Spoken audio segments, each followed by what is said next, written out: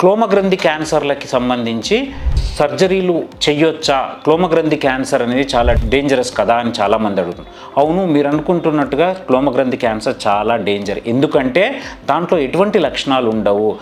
ఆకలి తగ్గడం, బరువు తగ్గడం, కొంతమందిలో జాండీస్ రావడం, నడుము నొప్పి రావడం తప్ప పెద్దగా లక్షణాలు ఉండవు. దానివల్ల లేట్గా గుర్తించడం జరుగుతుంది.